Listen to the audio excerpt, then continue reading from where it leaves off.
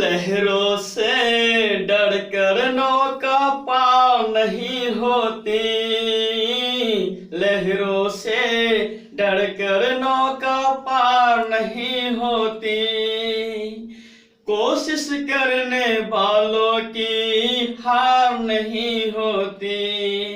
नमस्कार दोस्तों, मैं कुमार रंजीत आप सभी का देव एकेडमी में 0.3 में स्वागत करता हूं।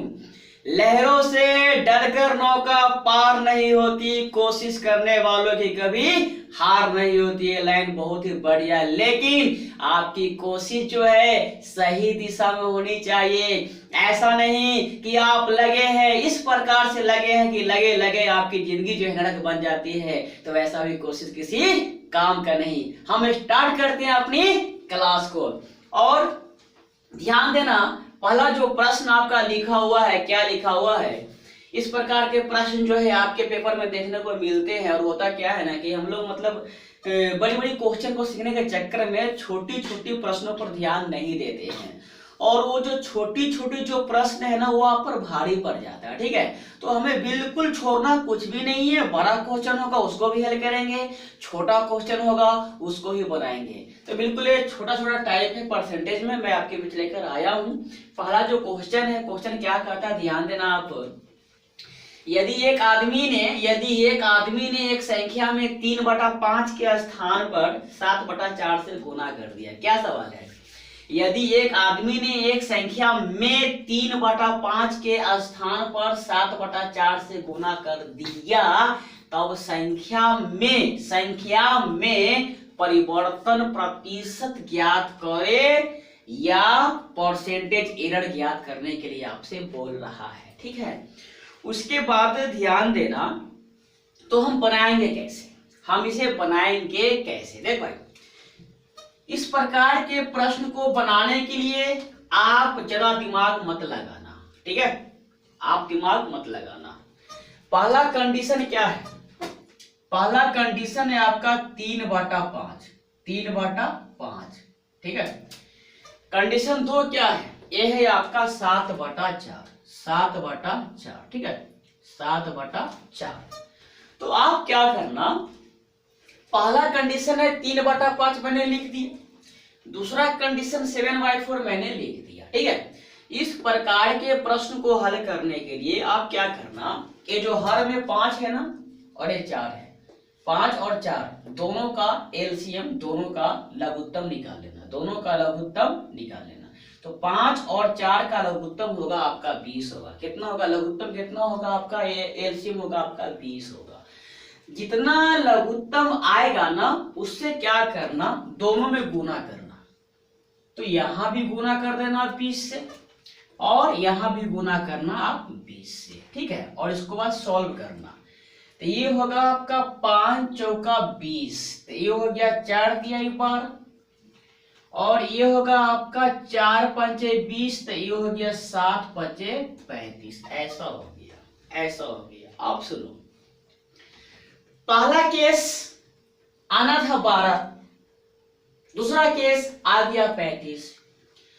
तो आखिरकार त्रुटि कितना हुआ, कितना हुआ ज्यादा, ये आपसे पूछ रहा है। परिवर्तन कितना हुआ, आप सुनो। इसे आना था 12, हो गया 35, तो 12 से 35 जाने के लिए कितना बढ़ा? ए बढ़ गया आपका 23। ए बढ़ गया 23। क्या बढ़ गया? ए बढ़ गया 23। और पूछ क्या रहा है? परिवर्तन प्रतिशत या त्रुटि प्रतिशत। तो हम क्या लिखेंगे? प्रतिशत त्रुटि, प्रतिशत, और ये है आपका त्रुटि। ठीक है, ध्यान देना, कितने की वृद्धि हो गई? 23 की वृद्धि हो गई। कितने की हो गई? 23 की वृद्धि हो गई। कितना पर वृद्धि हो गया? 12 पर। कितना पर? 12 पर। तो 100 पर कितना होगा? 100 पर कितना होगा? ठीक है, ध्यान देना, इसको जब सॉल्व करोगे तो ये होगा आपका 4 तिहाई 12, और ये होगा 25 चौका 100। 25 चौका 100। ठीक है, 25 चौका 100। अब इसका जब मल्टीप्लाई करोगे तो ये होगा आपका 25 तिहाई 75। 25 तिहाई 75। अब 25 दूनी 50 और 7 57, ठीक है। और बॉटम में होगा 3 और ये होगा प्रतिशत। जब सॉल्व करोगे ना तो ये होगा 3 एकम 3 और ये होगा 3 मा 27, ये होगा 3 एकम 3, ऊपर बचेगा 2, नीचे बचेगा आपका 3, ठीक है। तो आंसर क्या होगा? 191 सही 2/3% की त्रुटि हो गई, ठीक है। एक त्रुटि हो गई या परिवर्तन हो गया, आपका आंसर ही होगा, ठीक है। आपको ये बात समझ में आ गया होगा। कुछ करते ही नहीं है इसमें, जो कंडीशन दिया रहता उसको वैसे लिख देते हैं, ठीक है। अब हम बात करें प्रश्न नंबर 2 की, प्रश्न नंबर 2 की, ठीक है। तो प्रश्न नंबर 2 जो है क्या है, ध्यान देना। ये है, यदि बेबी, किसी लड़की का नाम है, यदि बेबी ने एक संख्या में 3/5 के स्थान पर, देख भाई, सबसे पहले लिखना 3/5, क्या लिखना? 3/5 लिखना। 3/5 के स्थान पर 5/3, उसके बाद क्या लिखना? 5/3 लिखना, ठीक है। लिख दिया, गुना कर दिया, तब संख्या में त्रुटि प्रतिशत ज्ञात करें। सुनो भाई, ए है 5 और ए है 3, दोनों का एलसीएम होगा 15। कितना होगा? 15।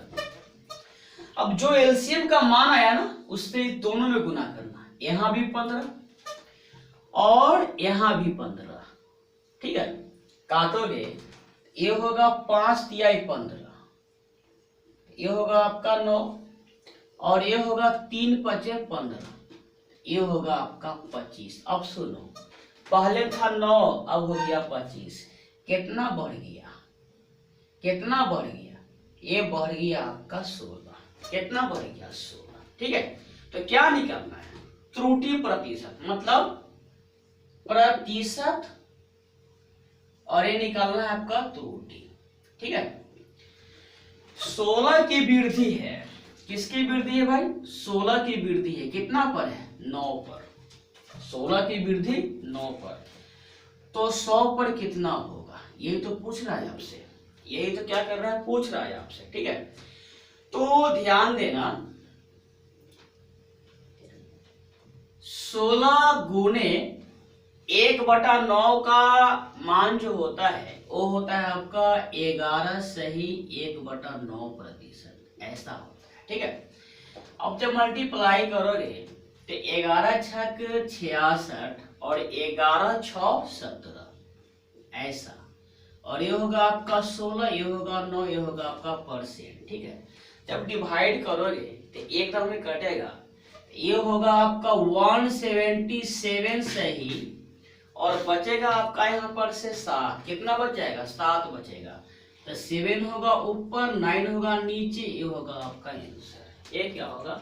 ये होगा आपका आंसर। क्या होगा? ये होगा आपका आंसर, ठीक है। उसी प्रकार हम बात करें अगर तीसरे प्रश्न की, तो तीसरा जो प्रश्न है ये आपका लिखा हुआ क्या है? बुलबुल बोले सजना आ मेरी। तो बुलबुल ने एक संख्या को 3/5 से गुना करने के बजाय, सुन भाई देख, 3/5 से उसको करना था गुना, ठीक है, लेकिन वो 3/5 से भाग कर दिया था। भाग के मतलब क्या? उल्टा हो गया मान, उल्टा। तो 5 ऊपर और 3 नीचा, तो 5 ऊपर और 3 नीचा, ठीक है। अब 5 और 3 का एलसीएम होगा 15, यहां भी करना 15 और यहां भी करना 15, ठीक है। ये होगा 5 तिहाई 15, ये होगा 3 पचे 15, ये हो गया 9, ये हो गया 25। कितना बढ़ा? +16 बढ़ा। कितना बढ़ा? +16 बढ़ा। अब 16 बढ़ा कितना पर? 9 पर। तो 100 पर कितना बढ़ेगा? 100 पर कितना बढ़ेगा? तो अभी अभी हम लोग बनाए थे, इसका जो आंसर था आपका 177 सही 7/3, 9%। ये आपका आंसर होगा, ये आपका क्या होगा, आंसर होगा। ठीक है, तो उम्मीद करते हैं कि आपको ये बातें समझ में आ गई होगी। ये छोटी छोटी प्रश्न है, छोटी छोटी टाइप है, अगर आप सीख लेते हैं तो आपको किसी भी एग्जाम में दिक्कत नहीं होगा। अगर ये प्रश्न आ जाए तो आप बना लोगे, बिल्कुल आसान है। ठीक है, तो आशा करते हैं कि आपको ये बात समझ में आ गई होगी। आप सभी का बहुत बहुत धन्यवाद देवा कवि मैं 0.3 देखने के लिए।